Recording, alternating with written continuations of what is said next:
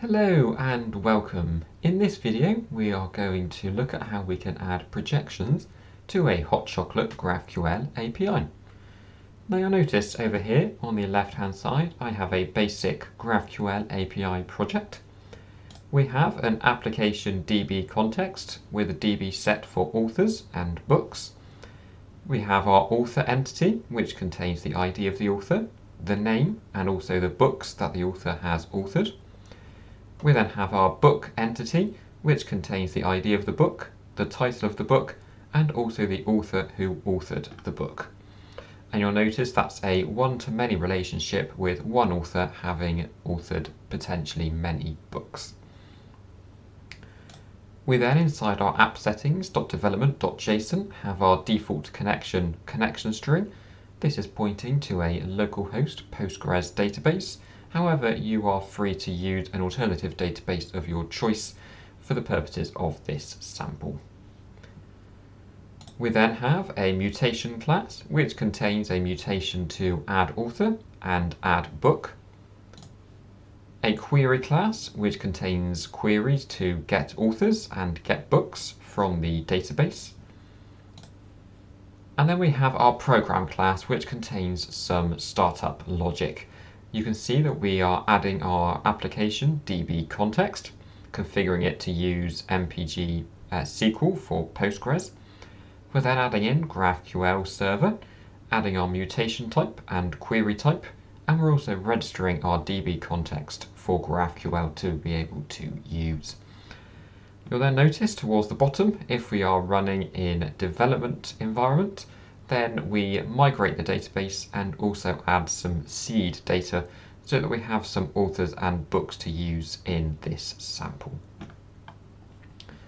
So what I am going to do is going to build and run the API. Give it a few seconds there to spin up.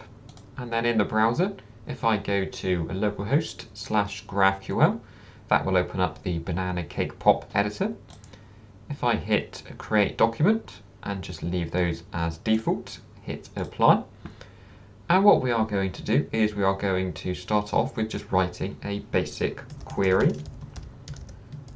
And that query is going to get us authors and books. So we'll start off with authors, and I'm just going to return the name of the author. And then also for books, going to return the title of the book. Now if I run that, you can see there that we have our authors and we have our books. Fairly straightforward, nothing too complicated there. Now what we're going to do is we are going to add in the relation from authors to books and books to authors. So what we're doing, underneath name within our authors block, we'll say books, and then we will return the title of the book. And same thing under books, we'll also return the author of the book, returning their name. And now if we run this again, you'll notice that we get a few errors there saying it cannot return null for non-nullable field. Now if we pop back here into our IDE, you'll notice that the query that it's running is selecting ID and name from authors, and then selecting ID, author ID and title from books. Notice though it's not selecting the relational properties from the database, i.e. it's not selecting the books that the author has authored, and in the books query it's not selecting the author properties of the author who has authored that book. And that's because if we come into our query class, you'll notice that we are simply returning context.authors and context.books. We're not including that navigational relationship. So what we can do, after context authors, we can say include, and then we can say author.books. Similarly, with our books query, we can do context.books.include, and then we can say book.author, like so. And so what that's going to do is it's going to include those navigation properties in the query. So if we apply those changes, pop back into the browser, and if we now run that again, you can see we have our authors with their list of books. And if we scroll down, you can see that each of the books has the author's name. We can confirm that by navigating back into the IDE, and you can notice now our query is performing a join on the appropriate table to return all of the data, including the data from the related table. Now that's well and good, but if we come back into the browser, and if we now remove those nested properties like so, if we run it again, you'll notice that we get the same data that we got initially the first time. But if we take a look at our query, you can see that we are still performing the join in order to get those navigation properties from the database. And that's potentially going to have an impact on performance, and we don't actually care about those properties, so we don't need to perform that join in the database. And that is where projections come in our GraphQL API. Projections with the return type of iQueryable essentially integrate with GraphQL and the queryable so that only the properties that are requested in the GraphQL query are returned in the response. And that drills right down, in this case, into the database layer, meaning that only the properties requested will be returned from the database, which is a very significant performance optimization, especially when you're dealing with large volumes of data and potentially multiple relationships between tables. So what we are going to do is we are going to remove the includes that we added, like so, and we are now going to add in projections to our GraphQL API.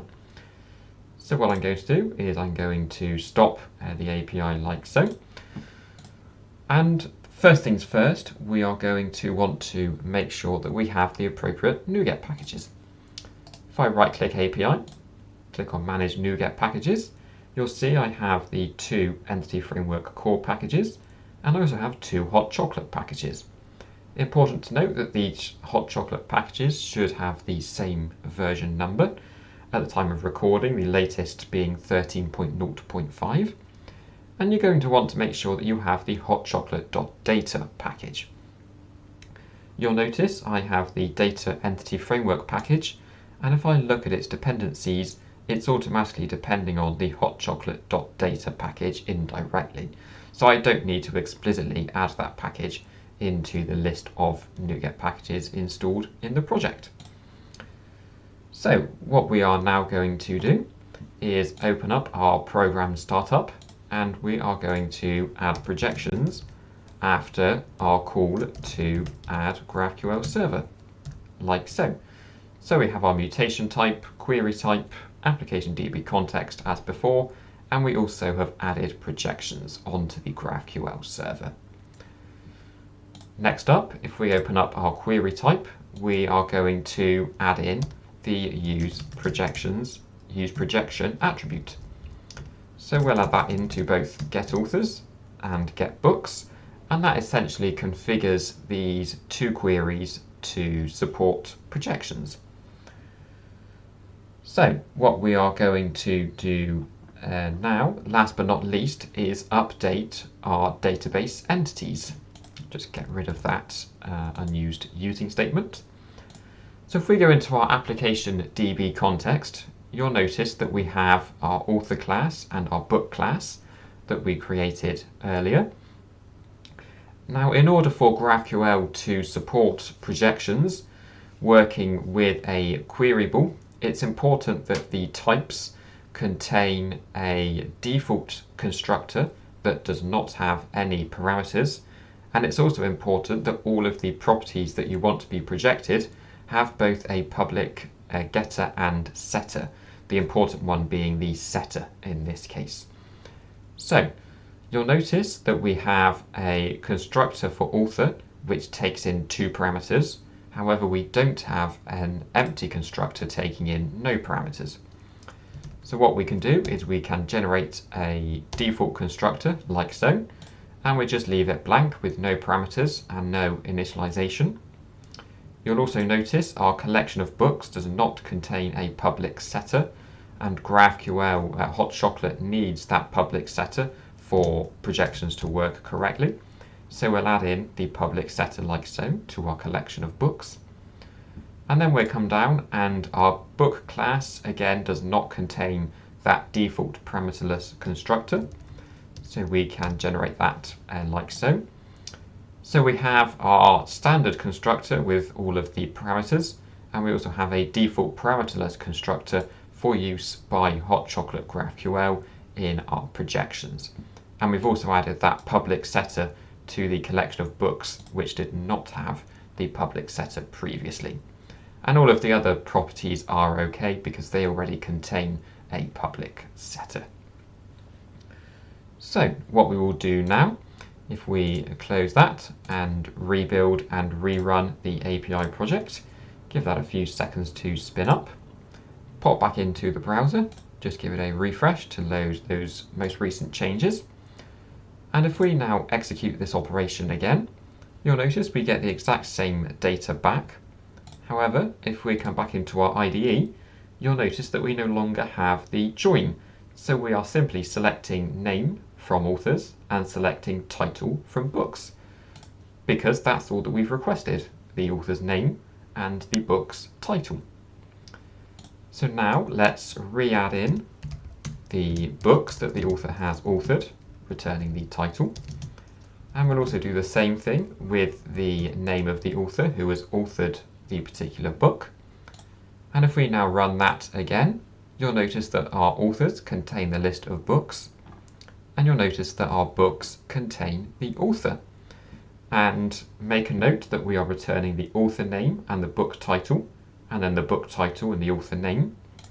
Because if we now come back to our IDE and look at the query that was executed, you can see that it's returning only the necessary details from the authors and books table in the first case, and also the books and authors table in the second case.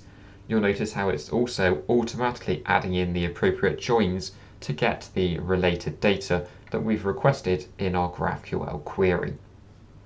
So that means if the user doesn't request any related properties, then it won't perform any unnecessary joins in the database, and that speeds up the performance of our GraphQL API and also reduces the load on a database by not performing any unnecessary join statements in the SQL queries. So that's how you can get set up and running with projections. We're now going to take a look at a couple of attributes called use first or default and use single or default. If we come back here into our query class, we have our authors and books queries, and we have our use projection attribute like so. Now you'll notice, if we pop back to the browser, that this returns a list of authors and a list of books. However, as their names suggest, the use first or default and the use single or default automatically configure the GraphQL layer to translate essentially the list of authors or list of books into a single author or single book.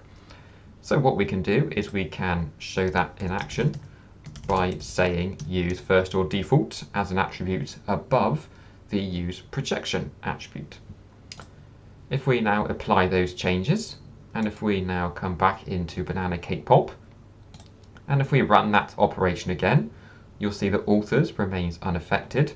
However, if we scroll down to books, you'll notice that it's now just returning the first book as a single object, no longer returning an array type. It's just returning the first book that it gets back from the database. Now you'll notice that we can replace use first or default with use single or default. And as the name suggests, this will perform the same thing as first or default, but only if there is a single item in the array that's returned. We can show that by hitting apply changes like so, rerunning that query, and you'll notice that we now get an error saying sequence contains more than one element. And that's because by default, without any filtering, we are returning a list of 9 books.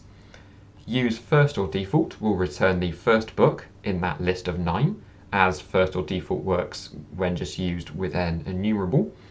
But use single or default expects there to only be one item in the list, but in our case there are 9 items, and so we get the error saying that sequence contains more than one element.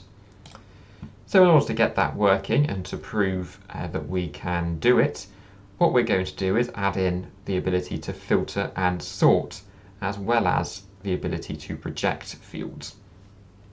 So what we will do, if we come into our program.c# file, what we are going to do is add in filtering and sorting alongside projections. So what we'll do is, in our call to add GraphQL server, we will add in filtering, and we'll also add in sorting, like so. Back in our query, underneath our use projection attribute, we're then going to say use filtering, like so. And also we will say use sorting, like so. And it's important to get the ordering of these correct. It's use projection, then use filtering, and then use sorting. I'll also copy those and apply those to authors so that we have those there for reference. And what we are going to do now, because we've edited the program startup, is do a full stop and rerun of the API in order to get those changes in our startup logic taken into account. If we then come back here into Banana Cake Pop in the browser, we reload the schema, and what we are going to do now is we will remove the authors part of the query because we no longer need that. And in the books part of the query, we now have our order and where inputs. So what we'll do is we will say where, and then we will say ID, and then we will say EQ. And what we can do, if we flick back into our IDE, and if we go into our startup logic, and I will pick the book C# in depth. So I'm going to copy that ID, like so. Come back into the browser, and I'll say where the ID equals that, like so. And if I now run that, you'll notice that we have our single book, C# in depth by John Skeet. If I was to come back here into the IDE and remove the use single or default attribute, apply the changes, and then rerun that query, you can see the filter still takes effect. I still only get one book returned, but you'll notice that book is now wrapped in an array, and it's an array containing the single book C# in depth that matches our filter. So that's showing you how you can not only use projections to project fields in the database, but also how you can add in the first or default or single or default attributes to specify that GraphQL should essentially map a list of items into a single item. Use first or default can be used when you have a list of more than one item and you only care about the first item in that list. And the single or default performs the same behavior but with the added assertion that the list must only contain one value. Otherwise we will get that error stating that the sequence or the list contains more than one element. So what we can do, last but not least, is customize the projections that we have set up on our types. So what we will do is we will right-click API, we're going to add a new class, and we are going to call this class a book type. This is going to extend object type, and it's going to be type book to match the book type in our database context. We're going to override the configure method, like so. And what we're going to do is we're going to say descriptor.field, and then we're going to say a book.author ID, and then we're going to say is projected. And you'll notice that the default is projected equals true, which means that we don't need to explicitly specify true. We can simply say dot is projected, and it will default to true. And what this basically means is it tells GraphQL that the author ID field in our book entity should always be projected. That means that if it's not included in the query that's sent by the request, then it will still query for that field in the database. So what we can do is we can see that in action by going back into our startup, and we can specify add type, and this is going to be type of a book type in our call to add GraphQL server. And because we've edited the startup, we're going to stop and rerun the entire API in order for those changes in startup to take effect. If we now come back into Banana Cake Pop, we can get rid of the relational property onto author, and we'll also get rid of the filter on books, like so. Give that a quick reload and then format. And if we run that operation, you can see that it's returned our list of 9 books from the database. And if we look at the query that it's executed, you can see it selected the book title and the book author ID. Notice how it's selected the author ID from the database, even though we didn't include author ID in the fields in our GraphQL query. So basically what that is projected true does is it will always query for that field in our case, in the database, or whatever you have wired up to your queryable type. Now there is also the inverse of that. You can specify is projected as false. And what that basically implies is the exact opposite of is projected true. If the user queries for the author ID field in the GraphQL query, then regardless of whether it's in the query or not, it won't be selected from the database. So to see that take effect, if we apply changes, and if we now add in the field author ID, and if we now run, you'll notice that the author ID is just an empty GUID. That's the default value that C# provides for a GUID. And we can clarify that by coming back into our IDE, and we can see that it's only selected title from the books table. It's not selected the author ID, even though we included author ID in the books query. And we can validate that that takes effect by removing the is projected from that field descriptor. If we then apply changes, and if we then rerun that, and you'll notice that we get the actual genuine author ID values from the database.